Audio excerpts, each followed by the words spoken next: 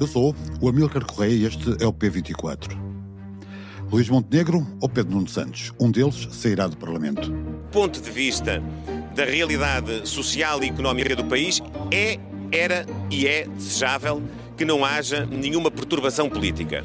Mas a democracia tem que funcionar, tem de ter saída para os seus problemas. E se o Parlamento tem dúvidas quanto à legitimidade do Governo para continuar a executar o seu programa, esse problema tem de ser resolvido e tem de ser resolvido de forma frontal, de forma sincera, de forma a poder envolver aquele que é o decisor soberano, o último, que é o povo. Entramos em contagem decrescente para novas eleições legislativas.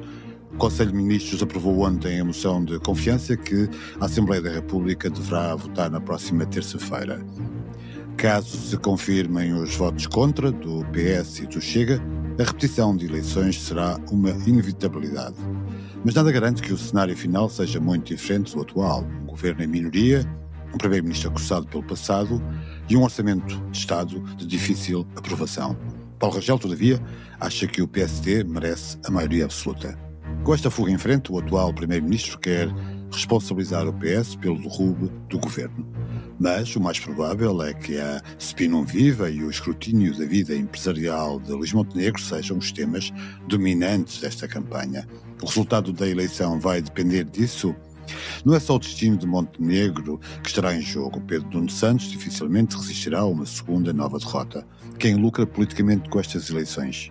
Neste episódio, Filipe Teles, cientista político e membro do Departamento de Ciências Sociais Políticas e do Território da Universidade de Aveiro, analisa esta crise política. Bem-vindo ao P24. O seu dia começa aqui. Filipe Teles, bem-vindo a este episódio do P24. O Conselho de Ministros aprovou ontem a apresentação de um voto de confiança, que já sabemos que terá lugar na próxima terça-feira.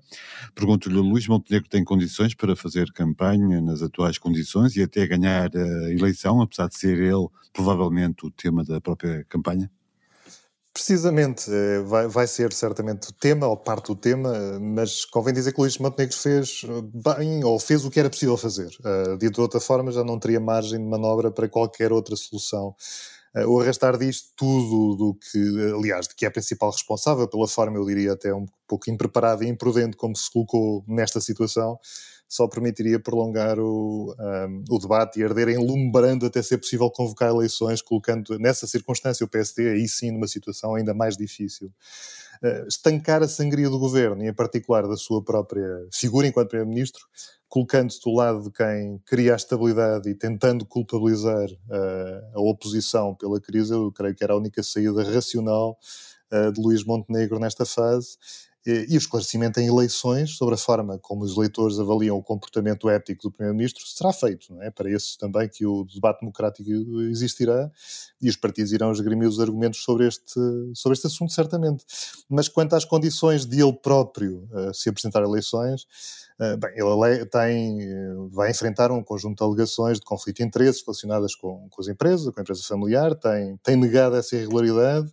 Eu creio que a continuidade do escrutínio, a percepção pública sobre a sua integridade ou não irão, claro que afetar a capacidade de conduzir uma campanha de forma eficaz, ou da forma como ele desejará conduzir.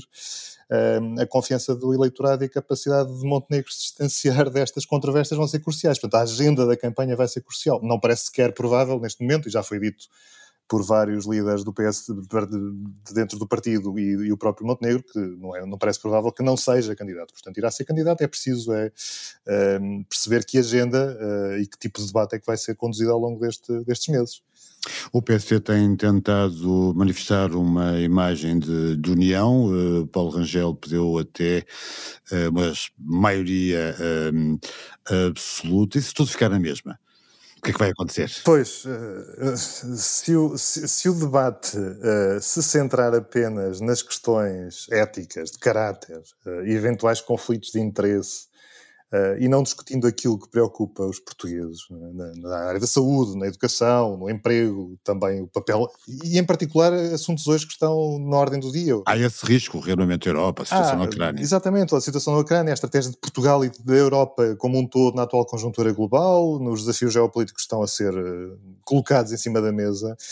Então eu diria que não ficará tudo na mesma, porque a fratura que se pode sentir será entre o eleitorado e os partidos políticos, e certamente uma fratura muito maior do que uma eventual cisão ou discussões internas dentro do PSD, como alguns poderiam adivinhar. Eu creio que o PSD tem demonstrado isso nestas últimas 24, 48 horas, porque está permanentemente em atividade de comunicação, tem-se visto isso através dos ministros e através de responsáveis partidários, a sublinhar esta ideia de que está completamente unido em torno de uma campanha, em torno de um candidato, em torno de um governo e de uma estratégia, aproveitando agora a possibilidade de considerar que o principal foco da sua própria estratégia eleitoral será a vitimização, dizendo que... responsabilizar o PS pelo...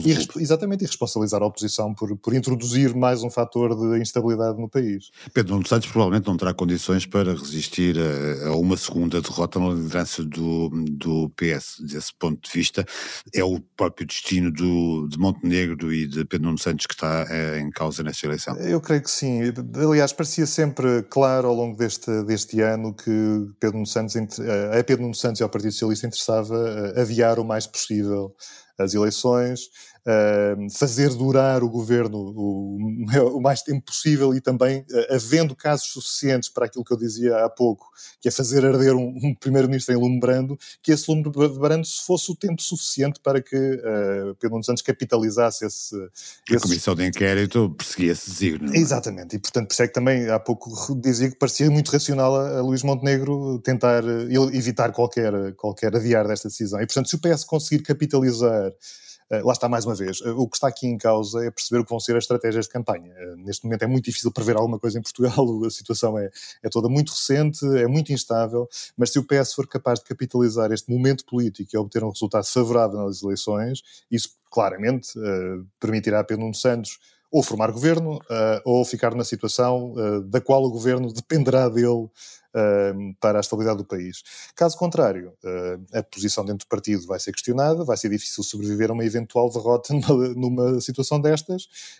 Eu diria que a única certeza que temos hoje é de que o cenário do próximo Parlamento não vai ter Luís Montenegro e Pedro Nuno Santos ao mesmo tempo a liderarem os dois maiores partidos, se forem os dois maiores partidos, porque também sobre isso não há grandes certezas. Um deles cairá certamente.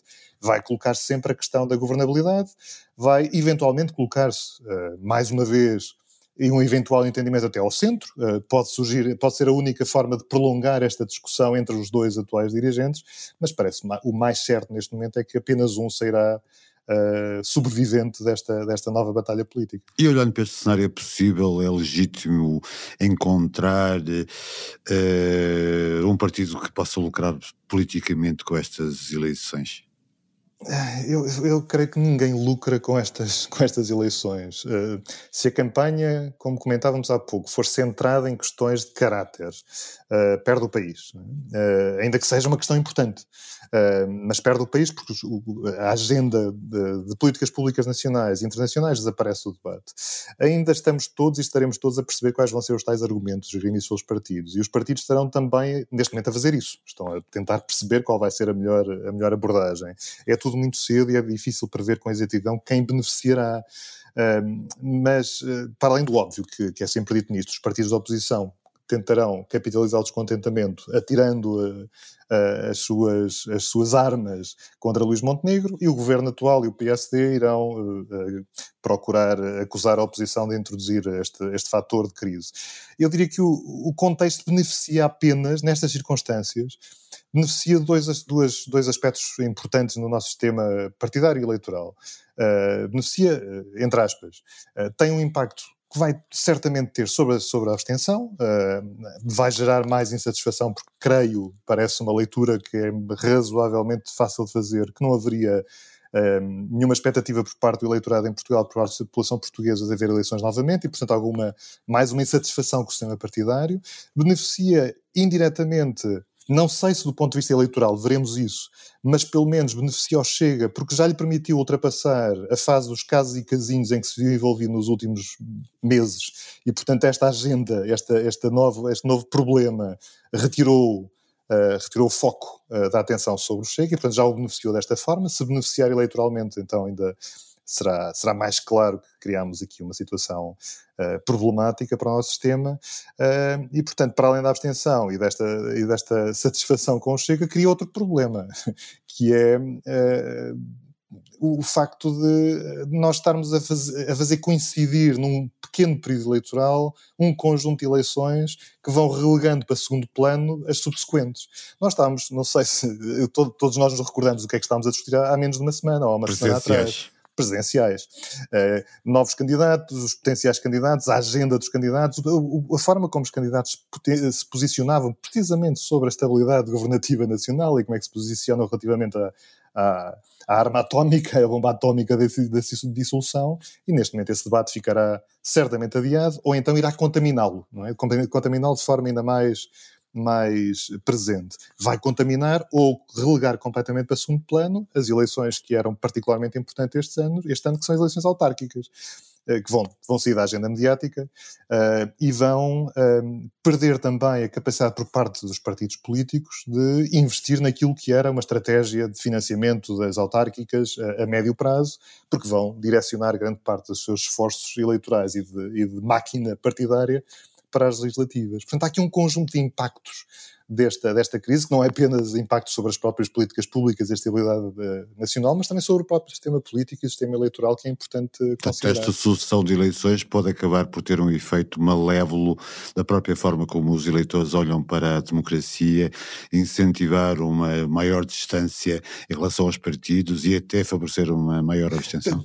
Há evidências disso em outros casos. Além desta contaminação e do que estávamos a ver há pouco, a realização destes múltiplos atos eleitorais num curto espaço de tempo, não apenas os que agora se avizinham, mas o facto também as legislativas se terem repetido, ou se irem repetir pela terceira vez em tão pouco tempo, só afasta os eleitores do processo eleitoral, da democracia, desvaloriza o próprio ato eleitoral, tem influenciado em outros sistemas partidários uma redução, ou há evidências disso, de reduzir a participação eleitoral. Eu recordo que nós estávamos a ter picos de abstenção, a ultrapassar os 50%, em 2019, com quase aos 51%, já não me recordo exatamente os valores, e esta descida muito repentina, muito abrupta nas últimas eleições legislativas, não se vai verificar novamente, quase certeza, porque haverá aqui uma penalização dos partidos por parte do eleitorado. Filipe, para acabar, Marcos Mendes pediu ao Presidente da República para que interceda junto de Montenegro e de Pedro Nuno Santos para evitar eleições. Ainda há manobra para isso? Mais uma vez, é muito difícil adivinhar o que se passa hoje na cabeça dos nossos líderes políticos e dos partidos políticos, e muito menos adivinhar o que passará na cabeça do Presidente da República, mas a minha resposta seria que não. Neste momento já não há qualquer hipótese para o Presidente da República intervir. Não lhe foi dado sequer esse tempo, não houve grande margem para o fazer, foi tudo muito rápido. E se ficar na história como parece ficar, como o Presidente, com mais dissoluções de Parlamento durante os seus mandatos, eu diria que pelo menos esta última não ficará no seu currículo como uma responsabilidade... Tendo sido provocada por ele. Exatamente. Direta ou indiretamente, esta escapa a esse rol de dissoluções, mas já não há grande margem de manobra neste momento. Filipe Teles, obrigado por ter vindo a este episódio e partilhar connosco as suas análises. Muito obrigado, eu. Stronger European defense, it boosts Ukrainian defense, and a stronger capacity for Ukraine defense is also very important to boost our own defense. O contraste do Conselho Europeu com a Casa Branca na recepção ao presidente ucraniano esta quinta-feira não podia ter sido mais evidente.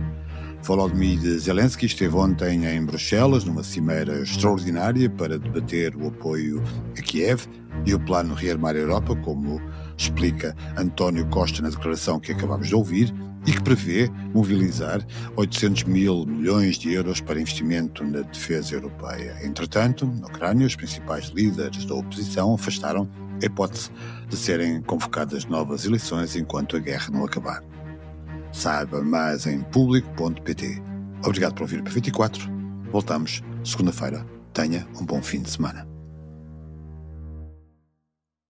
O Público fica no ouvido.